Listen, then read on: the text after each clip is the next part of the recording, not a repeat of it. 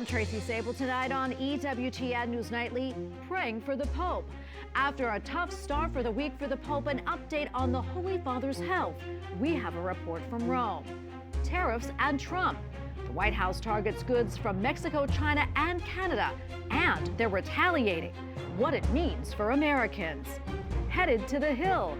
A preview of President Trump's address to lawmakers tonight, including the thoughts of a Catholic bishop and a special guest. Plus, a Jesus figure. A new trend in the nation's capital dedicated to our Lord is causing a stir on social media. These stories and more tonight.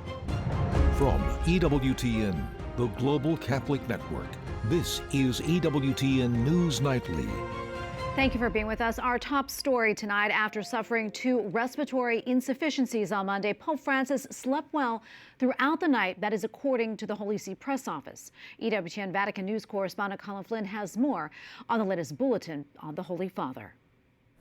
Good evening, Tracy. This evening's update on the health of Pope Francis is shorter and better than it has been in previous days. We're told that the Holy Father's condition today was stable and that he did not present any episodes of respiratory insufficiency. That is a condition which causes problems when breathing, specifically while a person is resting. He also did not suffer from bronchospasm, a tightening of the lung muscles, which he did yesterday. Now, this morning, he switched to high-flow oxygen therapy and had respiratory physiotherapy.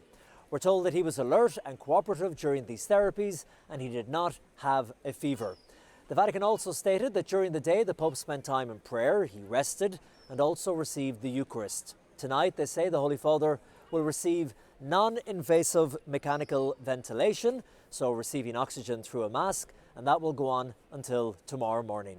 Still, as always, they say the Pope's prognosis remains reserved. In Rome, Colin Flynn for EWTN News Nightly. Well, the Trump administration imposes new tariffs on Mexico and Canada imports from both nations. Well, now to be taxed at 25%. The White House says both countries had ample opportunity to curb the dangerous cartel activity and influx of lethal drugs flowing into the United States, but failed. And now global reaction is pouring in. White House correspondent Owen Jensen reports. Owen. Tracy, today President Trump has been posting statements online about the tariffs. Of course, world leaders are reacting to the tariffs as well. And here on the North Lawn, right out behind me, we caught up with some White House administration officials. As the new tariffs kick in, on Truth Social, President Donald Trump writes, "If companies move to the United States, there are no tariffs." This morning, outside the White House, counselor to the president, Alina Habba, expanded on that. Do it in America, America first. Create cars in America. Bring your business, build your factories in America, and you will be treated kindly. And Vice President J.D. Vance told reporters Canada has not been serious about stopping the drug trade, allowing in too much fentanyl. The president's going to have conversations with the Canadians. We need to see real engagement on the fentanyl issue, on the drug issue. That is fundamentally the underlying element of these tariffs. The Canadian Prime Minister is not buying that explanation, and Justin Trudeau also made President Trump's tariffs personal. Now, it's not in my habit to agree with the Wall Street Journal, but Donald, they point out that even though you're a very smart guy, this is a very dumb thing to do. Trudeau said Canada would impose 25% tariffs on American goods, and President Trump posting again this afternoon, "Please explain to Governor Trudeau of Canada that when he puts on a retaliatory tariff on the U.S., our reciprocal tariff will immediately increase by a like amount." President Trump is going to put America first, and by doing so, he's sending a strong message that people need to recognize that if you're going to hurt us economically or importing or exporting, we're just going to be fair and say you're going to get the same thing back. Buenos días. In Mexico City today, President Claudia Sheinbaum said there's no justification for the tariffs, adding, Mexico will respond with its own retaliatory tariffs on U.S. goods. While the effect on Americans won't necessarily be immediate, it could raise prices for just about everything, from food to electronics and cars. In addition, President Trump doubled the tariff he slapped on China last month in February. China retaliated with tariffs of up to 15% on a wide array of U.S. farm exports. At the White House, Owen Jensen, EWTN News Nightly. All right, thank you, Owen. Well, the CEO of Target, one of the largest retailers in the U.S., is sounding the alarm on tariffs. In an interview, Brian Cornell said that his company relies heavily on Mexican produce products such as strawberries, bananas, and avocados during the winter months. Those are categories where it will try to protect pricing, but the consumer will likely see price increases over the next couple of days. If there is a 25% tariff, those prices will go up. The warning comes as the company says that sales dropped in February and they are not expected to grow more than around 1% this year.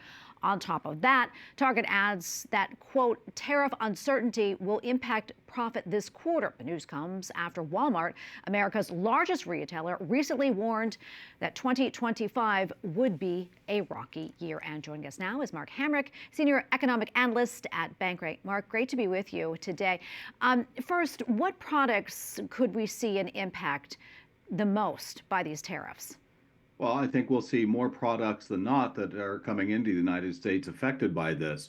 You know, President Trump negotiated a North American free trade agreement during his first term, and now he's essentially broken those promises in that agreement. And of course, the Canadians and Mexicans are wondering why that's happening. But to your question, it will be a wide range of things, and it will be the grocery store. It will be trying to buy an automobile. It would be at the hardware store, consumer electronics, a wide range of things. And as we're hearing from retail industry executives, these price hikes are coming soon.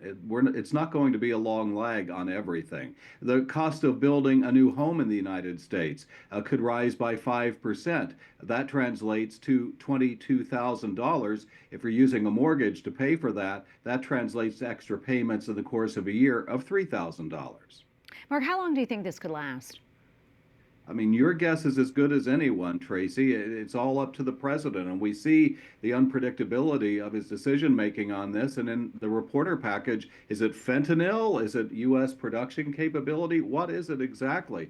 The Canadian Prime Minister said, we have ramped up our response on the drugs, and yet, you know, here we are today. So I wish that I could give you a firm answer. I think that people have been hoping for the best, but bracing for the worst. And obviously, U.S. consumers, through consumer sentiment measures, are quite downbeat on these prospects because the number one economic issue in the presidential campaign was inflation, which this threatens to inflame. Yeah, and China and America are two of the biggest economies in the world. I want to touch on this, and now we're in a trade war. What does that mean, Mark, for the global economy? Well, we see de-globalization, and we see the U.S. essentially backing away from its engagement in international activities of all kinds. And so the world becomes a more unstable place, and we're essentially ceding the playing field to evil actors. Let me ask you this, Mark. How do you think, obviously you're mentioning prices going up for families, overall, how is this going to affect their bottom line? Well, we risk a recession. We risk slower growth. A contraction is the opposite of economic expansion. In other words, we see negative growth, and we risk higher inflation. And so it could be a stagflation situation, and we'll probably see rising unemployment. All right, so we're going to prepare for the worst, hopefully expect the best. Thank you so much, Mark. Appreciate it. Thank you. Well, Ukraine's leader is calling Friday's spat in the Oval Office as regrettable, and it is time to make things right. President Volodymyr Zelensky made the statement in a post on X following the United States' decision to suspend all military aid to Ukraine. He says, I would like to reiterate Ukraine's commitment to peace. None of us wants an endless war. Ukraine is ready to come to the negotiating table as soon as possible to bring lasting peace closer. Nobody wants peace more than Ukrainians. My team and I stand ready to work under President Trump's strong leadership to get a peace that lasts. Meanwhile, Ukraine's Air Force reported that Russian forces launched 99 drone strikes overnight. One hit a children's hospital in Sumy, sparking a fire, but no injuries were reported. In the port city of Odessa, a local government official said drone strikes injured 4 people, damaged several structures, and shut down some heating facilities. Vice President J.D. Vance is pushing back at a question that suggested the U.S. wasn't putting pressure on Russia to end the war with Ukraine. It happened earlier today on Capitol Hill.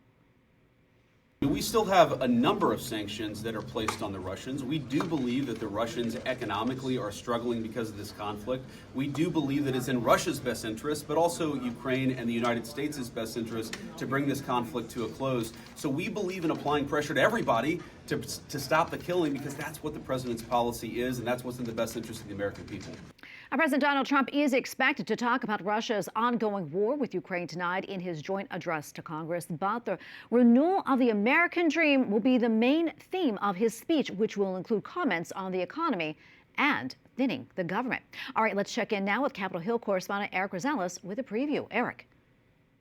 Good evening. White House officials say President Trump's address to Congress will focus on 4 main issues: his accomplishments both here and abroad, what the administration has done for the economy, and his renewed push to pass border security, plus the president's plan for peace around the world. Republicans say it will be must-see TV. Tonight, President Trump is going to be celebrating the renewal of the American dream.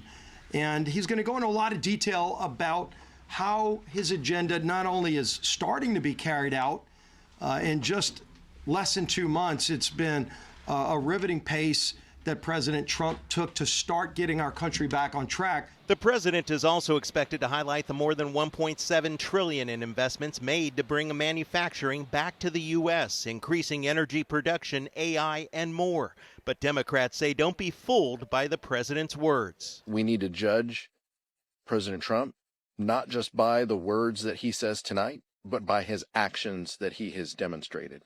Time and time again, he has said one thing and done the other. We want to hear about Social Security.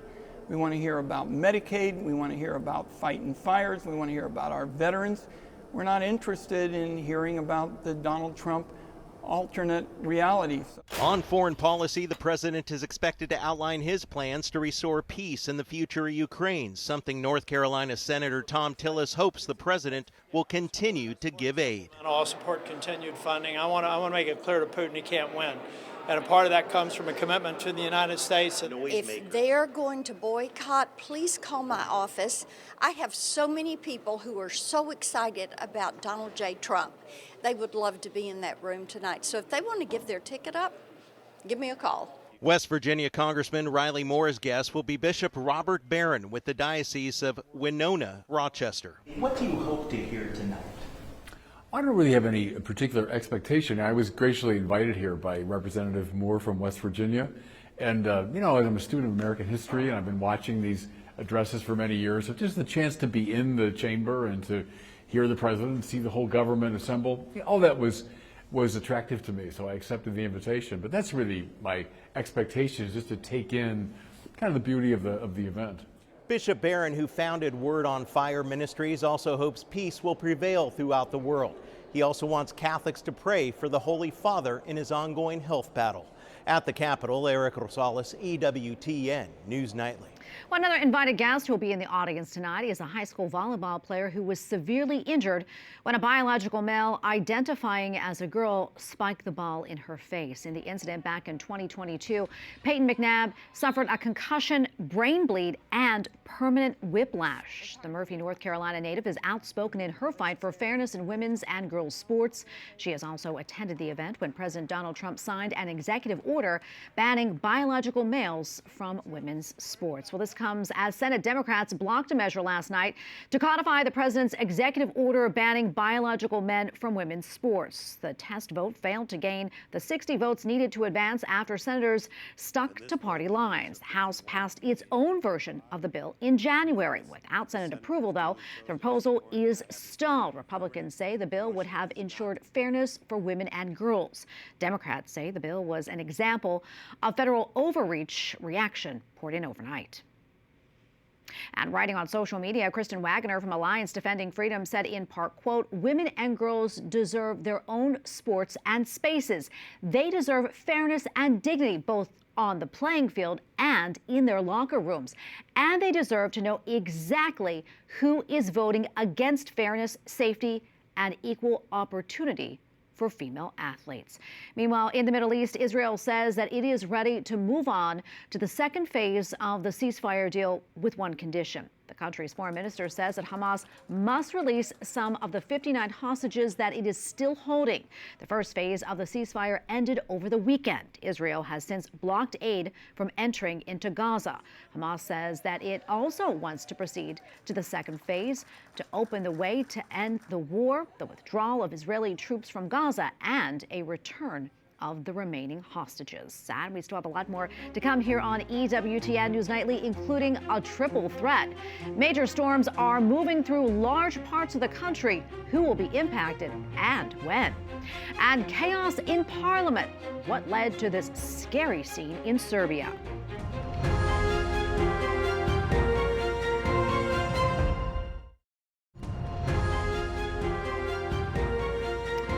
Welcome back. A powerful storm is moving across the U.S., putting several states under alert. The forecast even impacted the celebrations of Mardi Gras in New Orleans. Take a look at this apartment impacted by the winds in Texas, and this one taken in New Mexico after a family had zero visibility while driving. The severe weather will bring a threat of blizzard conditions, high winds, flash flooding, and even fire weather conditions. At New Orleans, several Mardi Gras celebrations were shortened or rescheduled. All right, joining us now is meteorologist Alana Cameron with Weather Nation. Alana, good to see you. March definitely coming in like a lion here. This wild weather impacting, as you mentioned, a large portion of the nation, including New Orleans, where that tornado risk was putting a bit of a damper on the Mardi Gras celebrations. What more can you tell us about what happened there?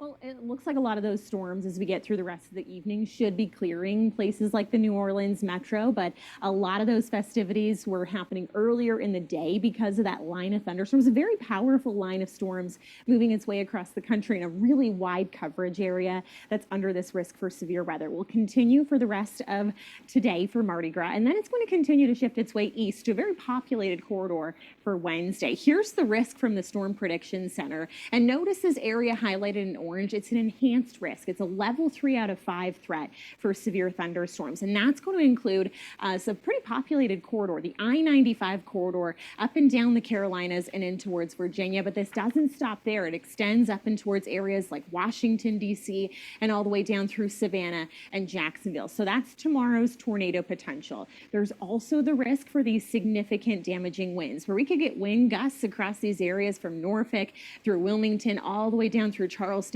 That could get up to 75 miles per hour. So it's a big squall line that's going to work its way through. And just look at this system. You can see snow on the west side of this. Those blizzard-like conditions will be moving through. But this line of thunderstorms is not going to quit into the overnight hours. It's going to keep progressing its way east. Now we're getting into early Wednesday morning, influencing the Appalachian Mountains all the way down through the Gulf Coast. And then the timeline of this for areas along I-95, it's going to be a little bit later into the morning hours and then through the afternoon, evening. So you can see that frontal system just keeps pushing these thunderstorms off to the east, and then we should be clearing things out. So if you're in Baltimore or Washington, the timeline right now looks like the early afternoon. This line of thunderstorms could move through. So Baltimore, based on this, about 3 o'clock in the afternoon, we're expecting these storms. And then once the front moves through, the severe weather hazard should come to an end. Another look at another area here, Raleigh-Durham is expecting those storms by the late morning time frame. Same system,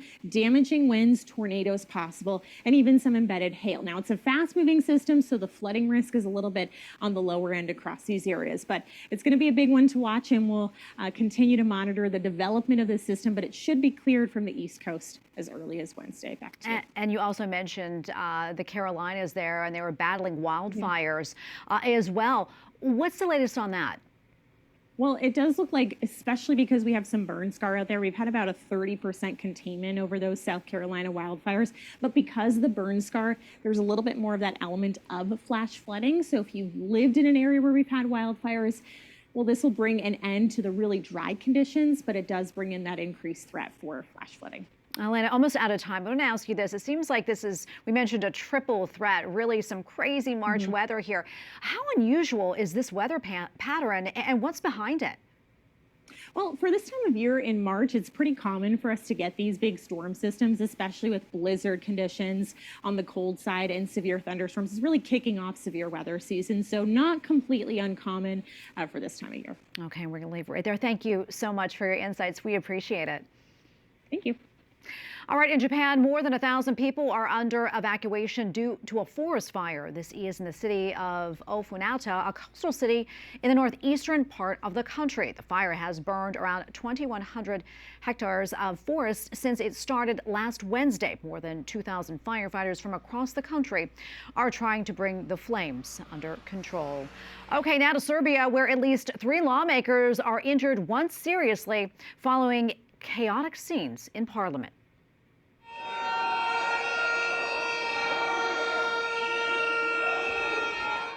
Just unbelievable scenes from the Assembly Hall showing opposition MPs setting off flares and smoke bombs to block the passage of last-minute laws proposed by the outgoing government. As the session continued, opposition lawmakers blew whistles, calling on the ruling party to confirm the resignation of the current prime minister. Up next on EWTN News Nightly, a joyful mystery amid a social media sensation, why visitors to Capitol Hill need to keep their eyes open.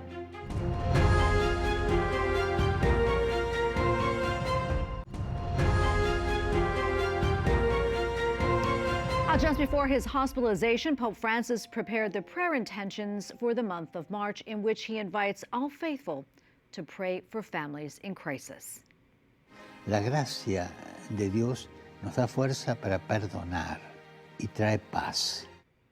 In his pre-recorded message, the Holy Father notes that there is no such thing as a perfect family. He also laments how often differences among family members can cause conflict and painful wounds. The Pope stresses that the best medicine to heal a wounded family is forgiveness, which, with the help of God's grace, renews the family and brings peace.